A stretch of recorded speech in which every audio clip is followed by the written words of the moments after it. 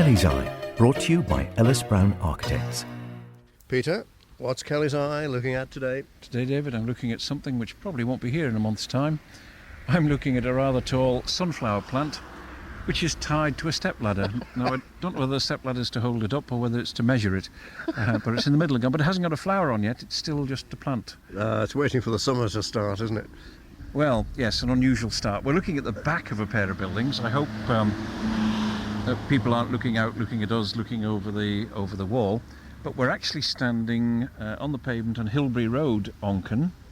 We're just down from the entrance to Birch Hill Crescent. Across the road is a kindergarten. Down beside us, which goes into the back of one of these properties, that'll be number 49 Lonvain Close, is an entrance gate, and we'll do a bit of detective work there in a minute. So we're looking into the Ballacurry estate. This was the upper part, one of the later parts to be developed, Lonvain.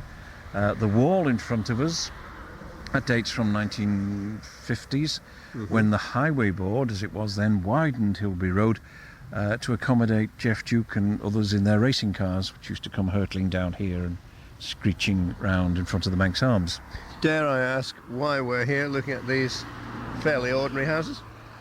Because we're looking at what was once here and isn't anymore.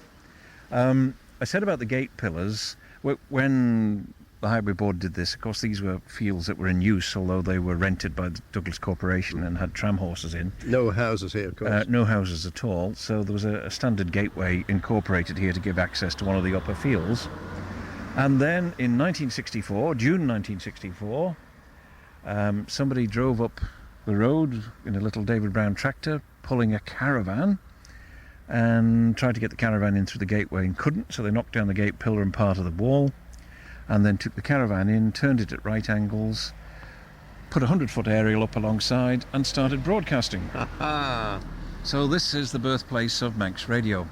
Well, of course, poor announcers had to come up here, Stuart Lord, first thing in the morning and park his car somewhere, probably on the road, and walk across the field, open the caravan, or probably get the generator going first, which was in another little hut, just some distance away, and get going. And on his way up, he used to call into Harry Mather's shop to pick up the news, which had been written by Tom Stafford, and put through the letterbox overnight.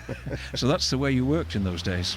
Did you visit this caravan when it was first here? Well, I'd never visited in the sense of going in it, but certainly as a young lad on bicycle 40 years ago, I came up and had a look at it, as did I think the rest of Onchan at the time. But of course none of us could pick up reception because it was in VHF to start with. Yes. Many of the most iconic buildings around the island have been designed by Ellis Brown Architects. Keep up with Ellis Brown today on Facebook or via ellisbrown.in.